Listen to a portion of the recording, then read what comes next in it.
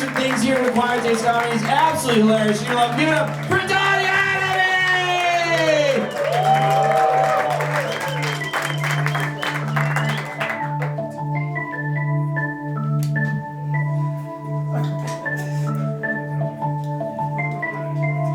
Oh yeah. You guys recognize this one? Yes, sir. It's Back Then, Mike Jones. It's kind of my theme song. They all know me. Yeah.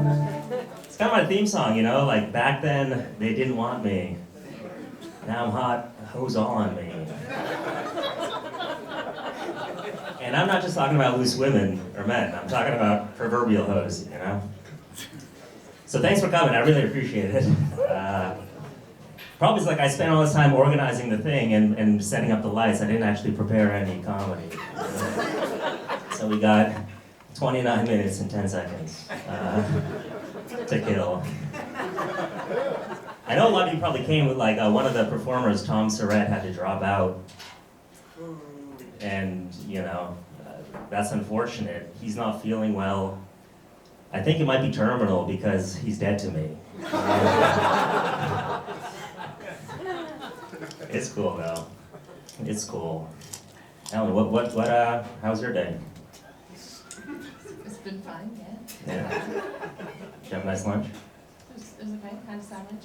Oh, you had a sandwich. Oh, cool. I like sandwiches. You know, Logan was like talking about pickles.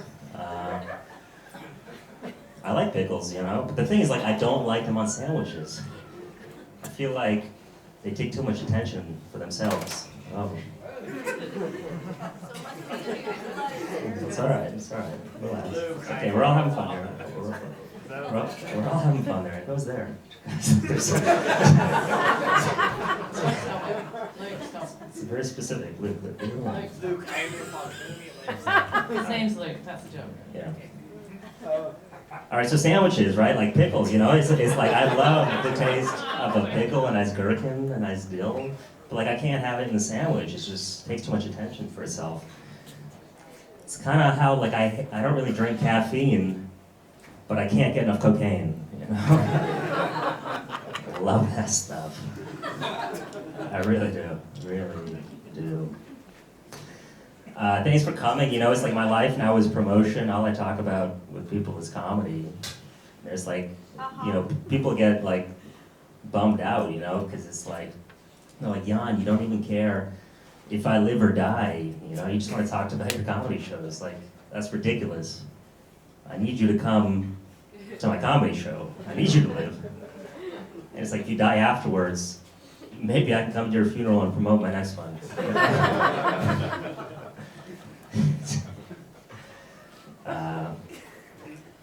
Yeah, but I mean, like, I keep getting accused, like I'm bad at empathy. Been told that a lot of times by a lot of people. I disagree. I think I'm actually very good at it. I'm efficient with it. Like, I consider it, process it, I move on. You know, it's like wildfires in Maui, sad. Okay, you know, I felt it. We've moved on.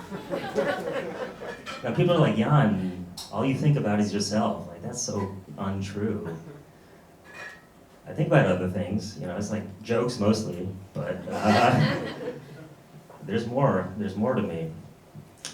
In like promoting the show, like I talk to a lot of people, I go out every night. It's like, fortunately, I love to party, that I can do that, you know. It's like a very interesting, like I didn't spend a cent on online advertising, but I spent like $300 going to parties over the last 2 weeks, but it was cool, you know. I'm a cool guy, you know. But I met some people, like I met this girl here last week, and she's like, oh, I can't come, I'm climbing Mount Everest, like, okay. Send me like a picture of today's newspaper, you know what I mean? Like, but then she's like, I'm only going to the first base camp. I'm like, oh, you're right, really? Come on, you know. Be safe out there. I need you at my next show. And then this other guy, he was like, oh, I can't come. I have a job interview on Tuesday. It's Wednesday now, for the record. It's like, what, you think they're gonna like hire you on the spot? Like, start now. Get to work. Get to work. And then this other guy who's here tonight, Robinson, welcome. the show. He expressed interest in comedy tonight. He's like, I don't think I'm ready to come to a show. I was like, I'm not asking you to perform, dude. just enjoy yourself, relax, learn from the master, you know? Yeah, but I don't like the cold weather. I'm a cool guy who runs cold. People are surprised, like I'm Russian, I live in New England, that I don't like the cold weather. But the thing is, I never built any character.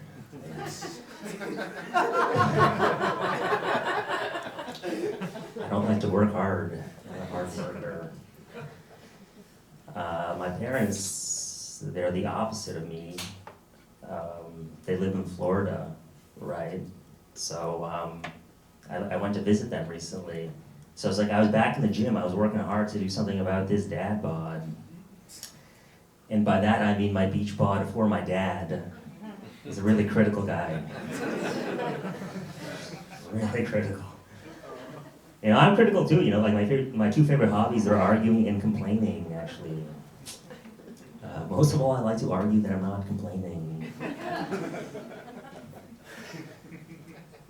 It's fun, I hate the cold. Like my friends, they suggest, like, hey, we should all take a cruise somewhere. Like, where the hell am I gonna go to find some new friends? It's like a cruise, it like self-selects for a group of people I fundamentally would not want to be trapped at sea with. Just like, not my people. But we had fun in Florida, you know, like we went to a hibachi restaurant. Love the experience. But you know, it's like some people, they get too excited about it. It's like, dude, act like you've seen an onion volcano before.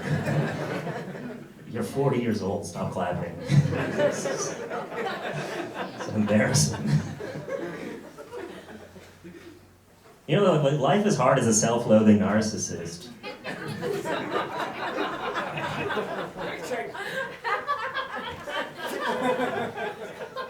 You see, I hate myself, but I'm better than you. So,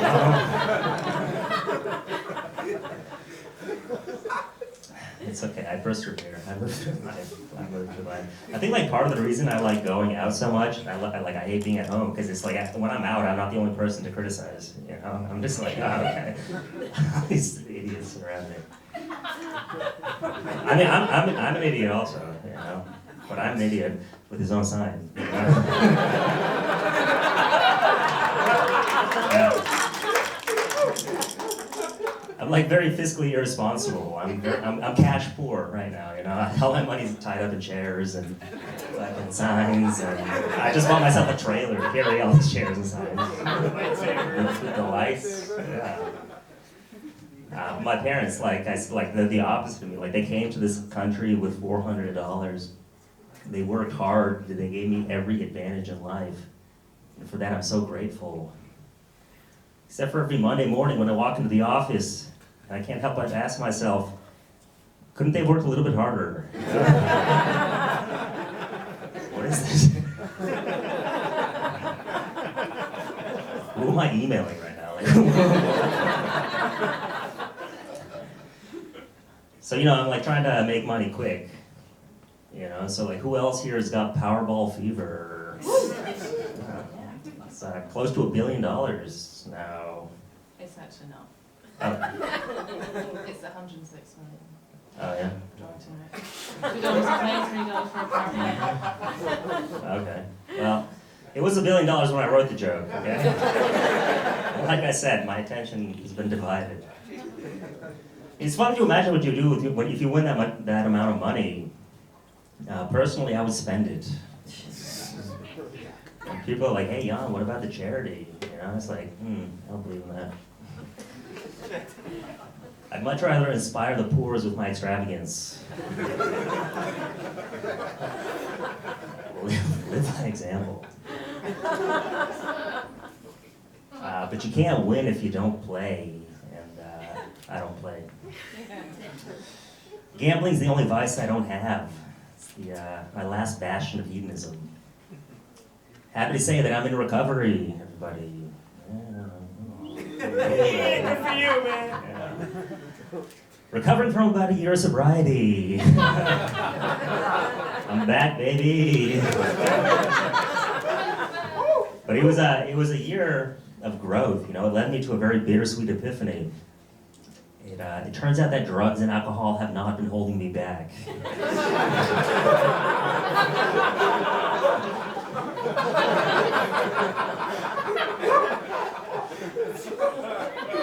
I just don't have any ambition, you know?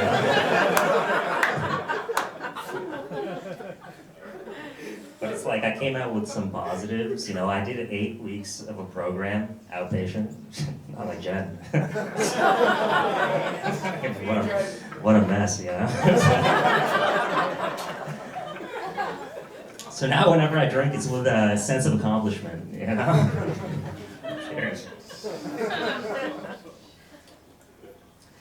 But I realized, like, I don't have an alcohol problem, I have a cocaine problem. For sure, you know? I love that stuff. Don't give me any. I'm gonna have to sell the sign, you know? No, for real. It's a big problem. I've just crawled out of a hole. I'm good now. But like cocaine use, it all starts out innocent. You're at a party, you're having fun, and then the next thing you know, you're at home, you're rearranging your furniture. It's like, I can never get it right because I can't unlearn the principles of Feng Shui.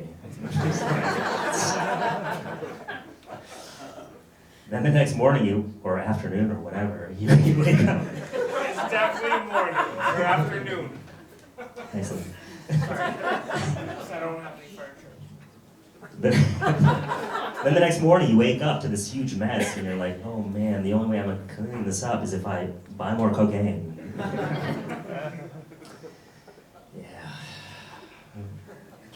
It's fun. It's like whenever I buy cocaine, I always have this like shame response. It's just like, I'm ashamed for buying it, I hate myself for having it, but I don't want to waste it because there's sober kids in Africa.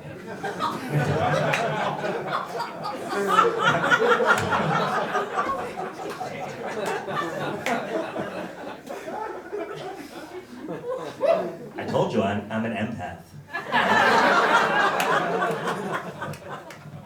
I'm like a very generous guy. I'd give you the shirt off my back, but it comes with a wall-sized photo of me wearing the shirt. So you never forget where you got that shirt from. I'm always thinking about other people. Always. You guys doing okay? We're at 13 minutes, you know, almost at the hump. Almost, but not quite over. Because like joke fatigue, it's a real thing, it's a real problem people experience. It's like kind of the reason I don't live with my wife anymore. Too many jokes. And I'm still laughing about it, I'm having a good time. But speaking of generous, it's like I would never wear my wedding ring because I didn't like to disappoint strangers. Now I don't wear it because I am separated from my wife.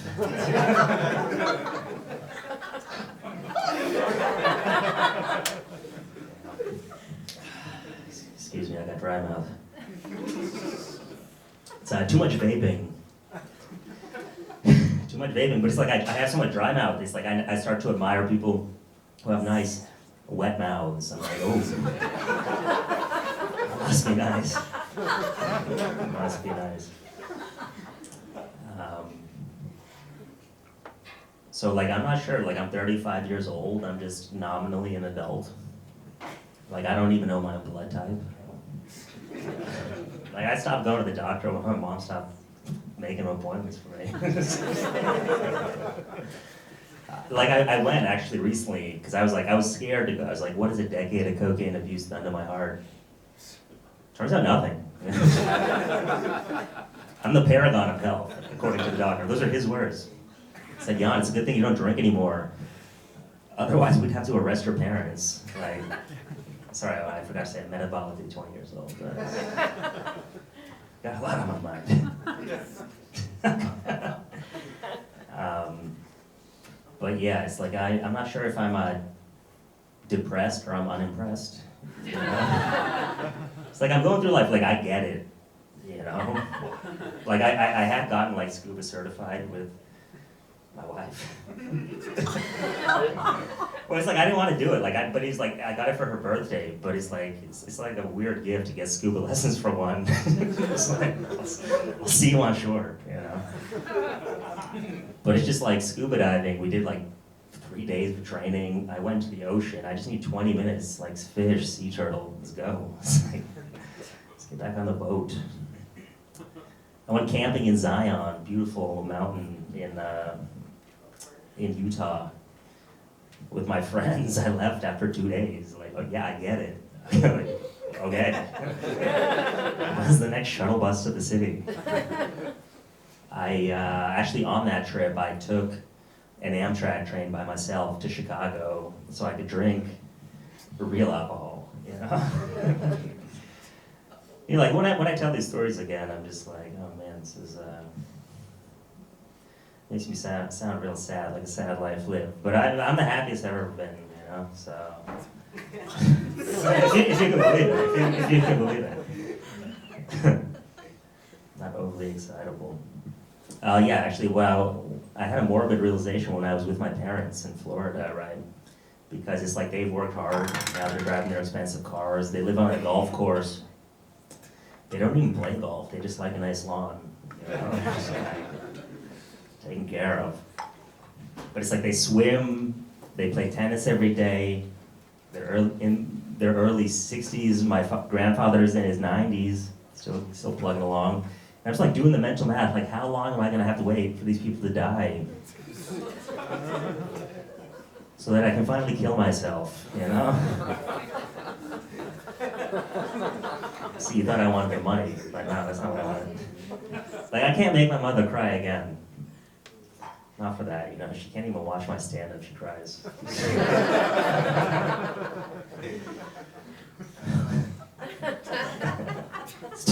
It's too upsetting for me.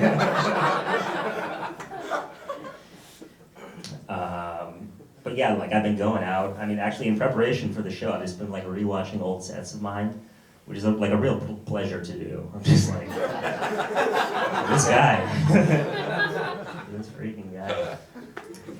But I love to party. You know, it's like I've been going to a lot of like after hours parties because I'm cool. You know. If you want to go to a cool party, come to our anniversary show on February 9th at Sub Central. It's going to be a techno after party afterwards. Logan will say, that's not important, I'm here to do comedy, I'm not here to promote. Look at me, I can't stop, I can't turn it off. It's a sickness, it's a real sickness. But it's like all the time I go to these parties where like you start out the night, oh, it's like you leave at like 7 a.m. It's like you start out the night being like, this is cool. And then around like 5 in the morning, you're like, is this cool? Was this ever cool? Like, who are these people?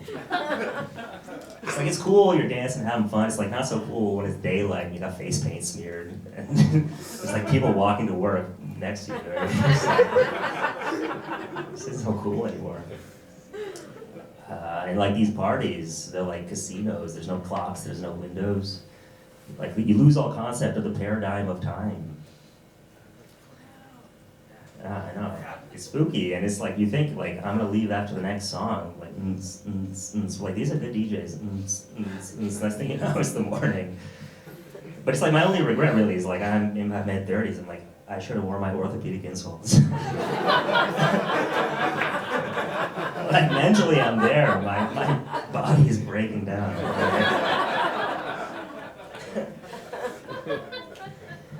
Yeah. But it's like I was at one of these parties recently, and this guy, he has a retractable ketamine spoon, right? It's like, it's like it implies this guy does so much ketamine that he needs like a beautifully engraved piece of silverware. But like he loses it so often, he needs it permanently attached to his belt loop. Again, there's like a time in my life I thought that was very cool, and now I just think it's pretty cool.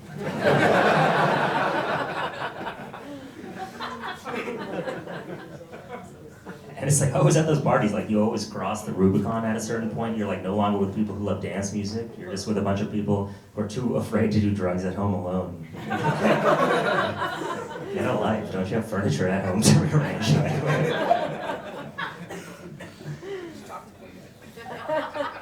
I used to smoke weed all the time when I was in my 20s. Smoking weed, it gives you the illusion that you're doing something. Now that I'm in my mid-30s, it makes me painfully aware that I'm not doing anything. You know? It's tough. It's tough. I used to be very undiscerning when it came to my drug use. I would draw the line with aluminum in my deodorant, though. I was rinsing off my strawberries also.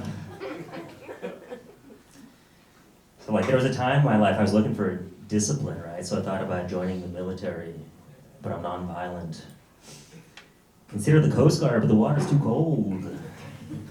I settled on dating teachers.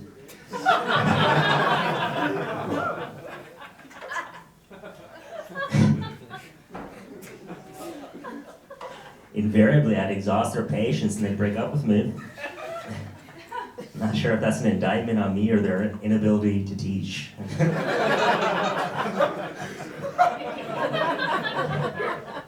I didn't learn anything. But it's fine. It's like they say the best revenge is a life well lived. It's too bad because I don't know how to take care of myself. I mean, I understand the concept, I just choose not to do it.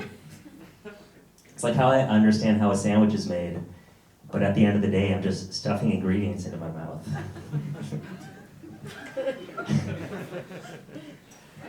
We're having fun. Hey, Brian, can you move? I need to see the clock. No, don't stand in front of it. Yeah, okay. Every minute counts, you know? This is what we call freestyle comedy, you know? Freestyle comedy, it's fun. I used to do freestyle rap. I will never do it again.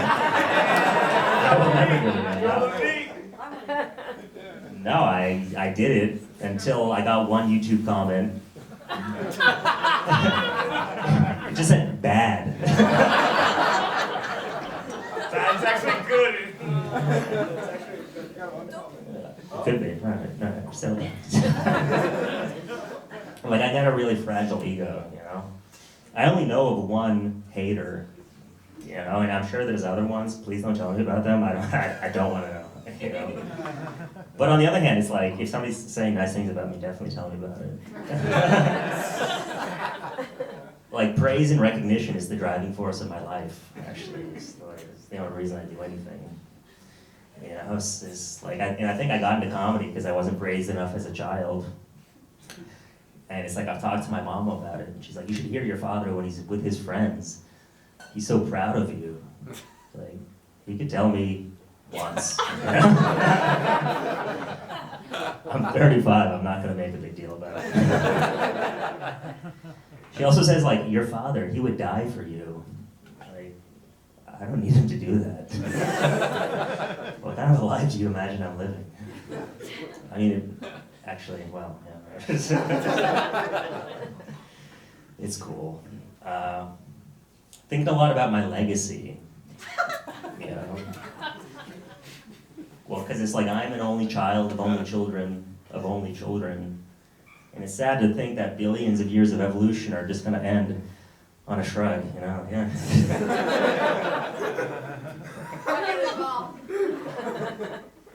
So I'm thinking about donating sperm to take that load off my mind. Stupid, you know? Me too movement. Oh yeah, speaking of Me Too, yeah, so one of the comics dropped out, so now we had 3 women, 2 men. What an ally, you know? I support women. I got 2 excellent women helping me. I got Ellen, I got Sarah, countless others. I like my women helpless. And by that I mean, I don't like to help them, you know? I like to empower them. Me too. No, really, they're so invaluable to me. I'm so grateful. Invaluable in the sense that I don't value them at all. Just kidding. Just kidding. I went to Bijou the other night, right, at the club. Because I had to promote. I had to promote. Oh, you had to? Yeah, look how many people are here. I had to do it. And like the bouncer, he like patted me down. He's like, "Are those sweatpants?" And I was like, "Actually, it's like a tactical pant. It's a 4-way stretch." He's like, "All right, stop talking to me. Get inside." It's like, I don't own sweatpants. You know, I don't really understand people leaving the house in them. It's like, even in the depths of my depression, I was sleeping in my clothes. You don't have to get ready if you stay ready. Excuse me. And it's like, I feel like when did just be yourself come to mean dress like an asshole? You know, it's like, I know you're looking at me in the kerchief. I'm just a bit of a dandy, okay? As my grandfather likes to call me. How many kerchiefs do you have?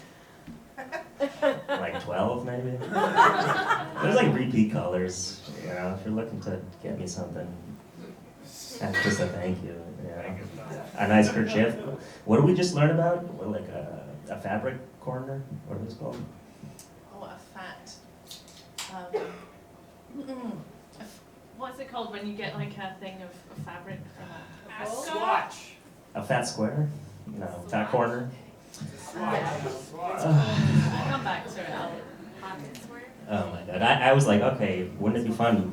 We give the pianist a microphone. Add a nice interactive element to the show. God damn it. It's called a penis microphone. A fat quarter. A fat quarter, alright. That'd be great also. We're digressing from the point. We're digressing from the point. Ellen, okay. Yeah, I'm thinking about my legacy, right? It's important to me. And, well, it's like, I need to leave like something, like obviously like I'm gonna have a huge cultural impact in the world, but like I need to leave something tangible. So I'm thinking about like, and it's like with each passing day, I think the likelihood of them naming a tunnel after me diminishes. You know? I don't think it's gonna happen.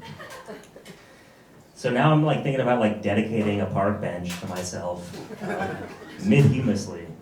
And I'm just gonna linger around being like, nice bench, right? I mean, when I was married, like it felt like every winter was like just refilling the humidifier, you know? And I couldn't just like do it and be an unsung hero. I gotta sing my own praise. Like 35 degrees, relative humidity. What was the relative humidity? 35. 35%. Some would argue that's quite low. Yeah. 55 is more comfortable. Oh. But then you're refilling it more often. It's a balance. It's a balance. It's a balance. All right. Cut her mic.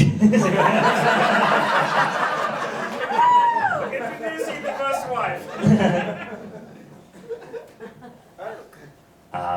Yeah. So, anyways, I'm not sure if like I'm awkward or I'm unfriendly. You know, just like the more people I meet, the unfriendlier I become. It's like, when did people misinterpret "how are you" as anything but a rhetorical question? And it's like, "How are you" is rhetorical. Like, what's wrong with you? Who do you think you are? How'd you get in here? It's like, I want everyone to have a good and productive life. I just don't want to hear about it, you know? I'm a very laissez-faire type of guy. I saw this guy a couple weeks ago with a black eye, and I was really curious. It's like, how did this guy get it? The thing is, like, you know, somebody with a black eye, they talk too much, so never got to find out. I was at my friend's house recently for the first time, and he had all these crystals everywhere, like quartz and amethyst, a third type of crystal. Pyrite. What? Pyrite. Pyrite? That's fool's gold. Okay, thank you, Alex. Third type crystal. Yeah, so he had three types of crystals at least. And like as I was leaving, he looked at me hurt. He's like, "How come you didn't notice the crystals? Why didn't you ask me about my crystals?" I absolutely noticed the crystals. The crystals are the only thing I noticed. I'm just not trying to have this conversation with somebody who's got so many goddamn crystals.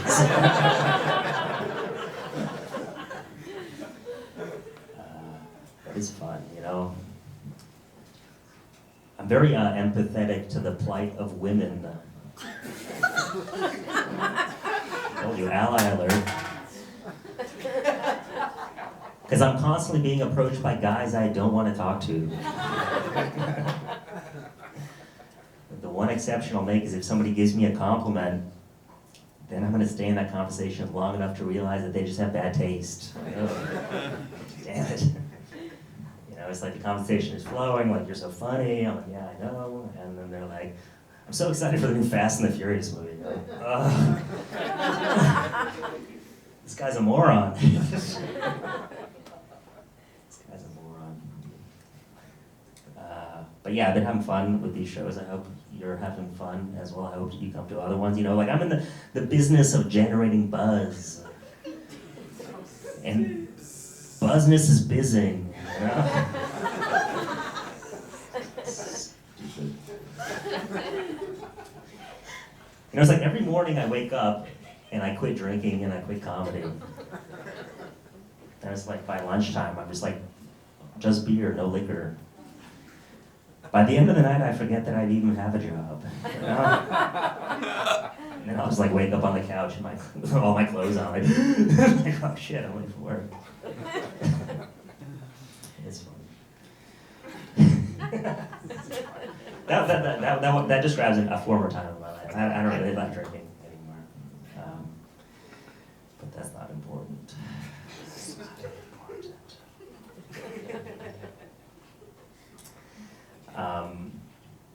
Yeah, so like I was, I feel like I'm like living a straight to VHS.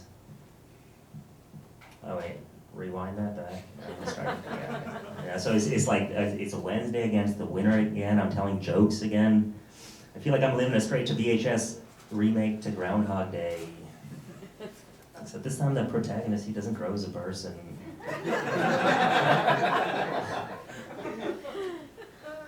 I hate PDA. That's people doing anything. I was at a restaurant with my wife, well, a while ago, and this guy, he was eating with an overhand grip. Like at first I gave him the benefit of the doubt. Maybe he's got motor skill problems. Like I watched him for half an hour. He definitely doesn't. My wife's getting upset. She's like, who cares about this guy? You're at dinner with me. But the thing is like watching a stranger eat, that's an ephemeral moment. I have my whole life to criticize the way my wife eats. Or so I thought.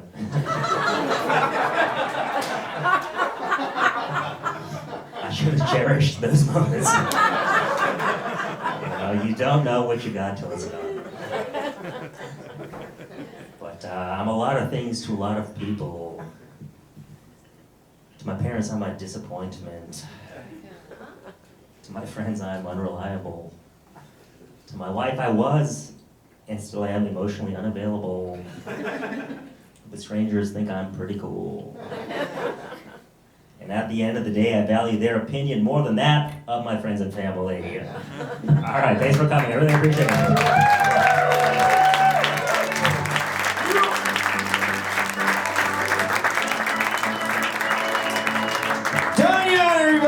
Going for keep it going for all the comics you saw tonight. Hell yeah. Shout out to Clouds and Spirits for letting us do the show here.